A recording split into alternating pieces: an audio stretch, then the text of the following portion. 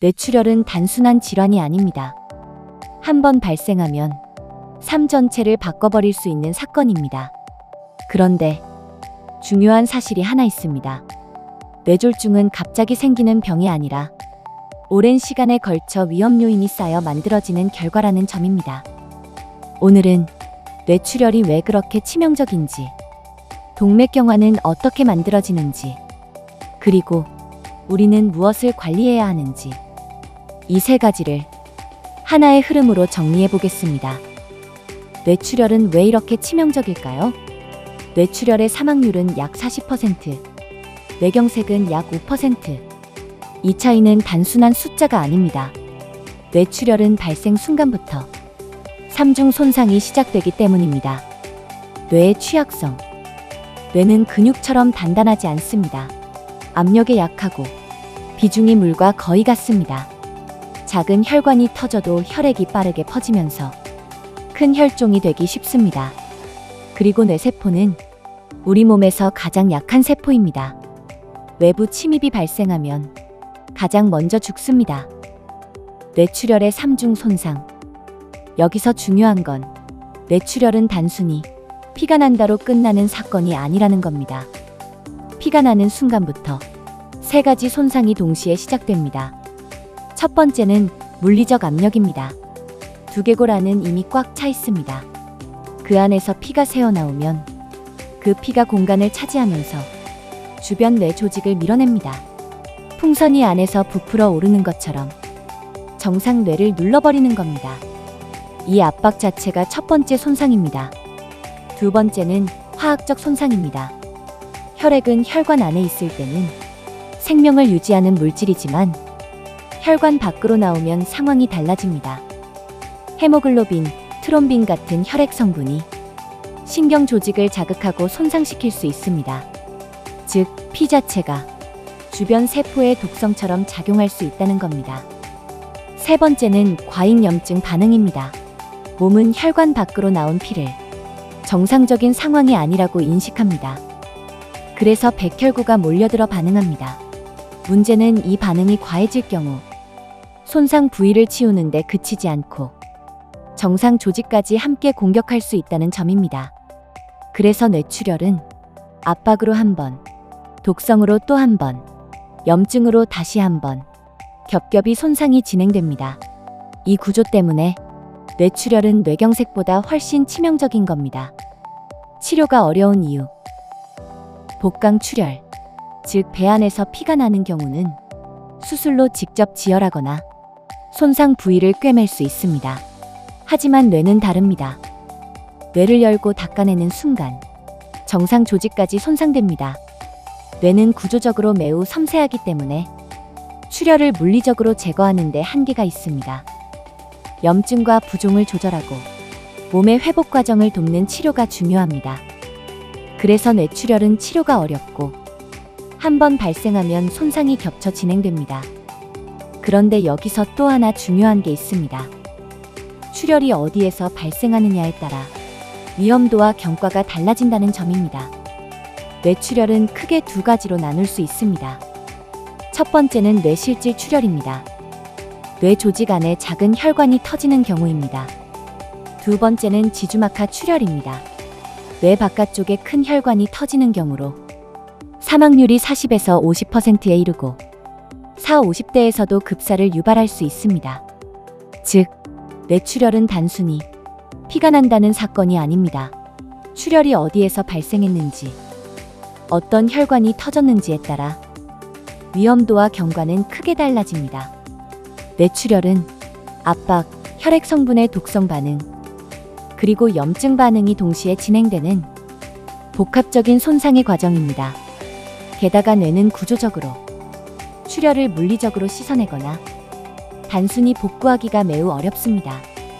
그래서 한 번 발생하면 손상이 겹쳐 진행될 가능성이 높습니다. 여기까지가 왜 뇌출혈이 치명적으로 진행될 수 있는지에 대한 구조입니다. 그렇다면 이제 질문이 남습니다. 이런 출혈은 왜 발생할까요? 대부분의 경우 혈관은 하루아침에 갑자기 터지지 않습니다.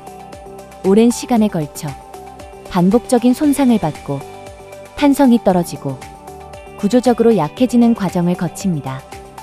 그 중심에는 고혈압으로 인한 혈관 손상과 동맥경화가 있습니다. 지금부터 혈관이 어떻게 손상되고 약해지는지 그 과정을 살펴보겠습니다. 동맥경화는 어떻게 만들어지는가? 뇌혈관 질환은 대개 위험 요인이 오랜 기간 축적되어 발생합니다. 그 손상을 만드는 주요 위험 요인들이 있습니다. 주요 위험 요인. 첫째, 고혈압.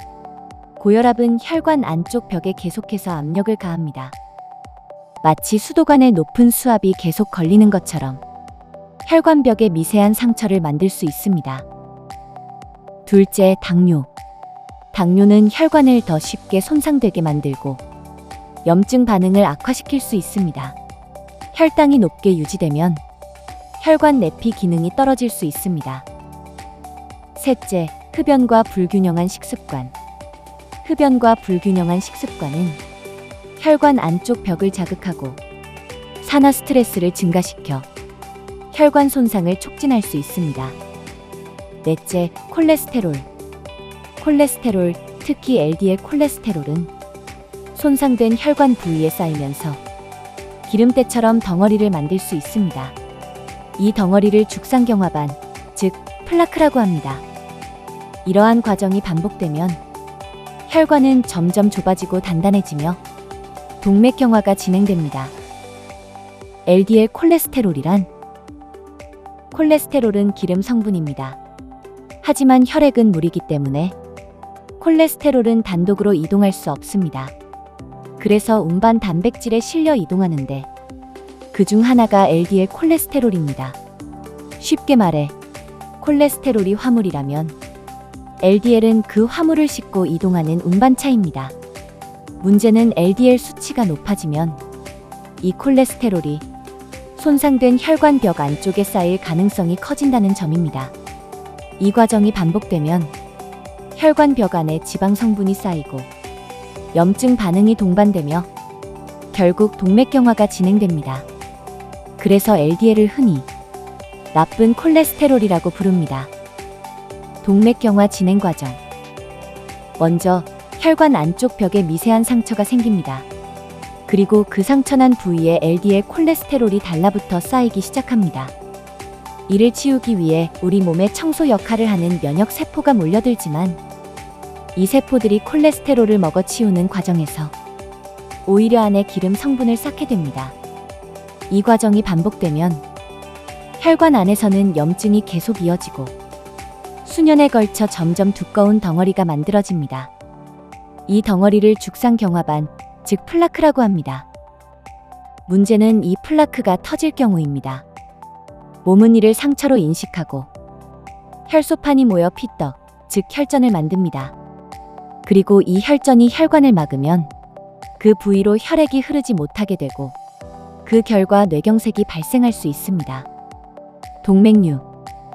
외상이 아닌 상태에서 발생하는 지주막하 출혈의 경우 상당수가 동맥류 파열과 관련이 있는 것으로 알려져 있습니다. 동맥류는 대부분 증상이 없습니다. 그래서 40세 이후에는 MRI 검사 중에도 혈관을 집중적으로 보는 방식인 MRA를 통해 뇌혈관 상태를 확인하는 것이 도움이 될 수 있습니다. 필요하다면 부풀어 오른 혈관 안을 작은 금속 코일로 채워 파열 위험을 낮추는 코일 색전술이라는 시술이 사용되기도 합니다. 단계별 관리. 동맥경화는 갑자기 완성되는 병이 아닙니다. 처음에는 고혈압이나 당뇨, 흡연 같은 위험 요인이 혈관을 자극하고 그 자극이 반복되면서 혈관은 점점 두꺼워지고 단단해집니다.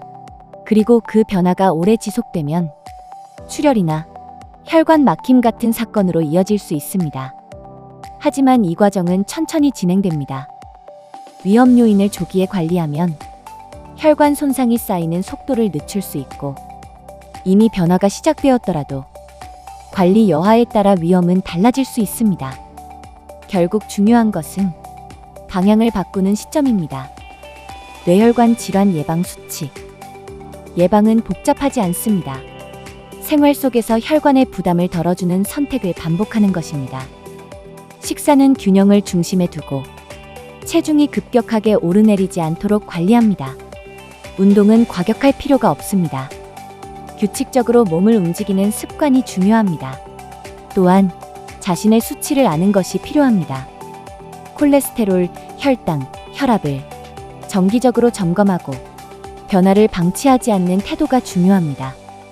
필요한 경우 경동맥 초음파 검사를 통해 혈관 상태를 확인해 보는 방법도 있습니다.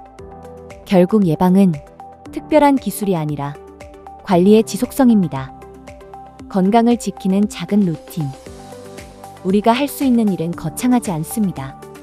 혈관과 세포 환경을 급격하게 흔들지 않는 생활을 유지하는 것입니다. 예를 들어 아침에 수분을 충분히 보충하는 습관은 기본적인 관리의 하나가 될 수 있습니다. 물만이 아니라 몸속 수분과 미네랄 균형을 함께 생각하는 것도 중요합니다. 일부에서는 미지근한 물에 소량의 소금을 더해 아침 공복에 마시는 습관을 활용하기도 합니다. 소금에 포함된 나트륨과 미네랄은 체액 균형과 신경, 근육 기능 유지에 관여합니다. 다만 고혈압이나 심장 질환이 있는 경우에는 의료진과 상담이 필요합니다. 핵심은 특정 방법이 아니라 지속 가능한 균형입니다. 최종 마무리. 뇌출혈은 무서운 질환입니다. 하지만 대부분의 경우 오랜 시간에 걸친 변화가 축적된 결과이기도 합니다. 위험 요인을 이해하고 혈관의 변화를 알고 생활 습관을 점검하는 것. 건강은 한 번의 결심이 아니라 작은 선택이 반복된 결과입니다. 이 채널에서는 어려운 의학 용어를 쉽게 풀어 건강을 이해하는 힘을 함께 키워가겠습니다. 오늘 영상은 여기까지입니다. 감사합니다.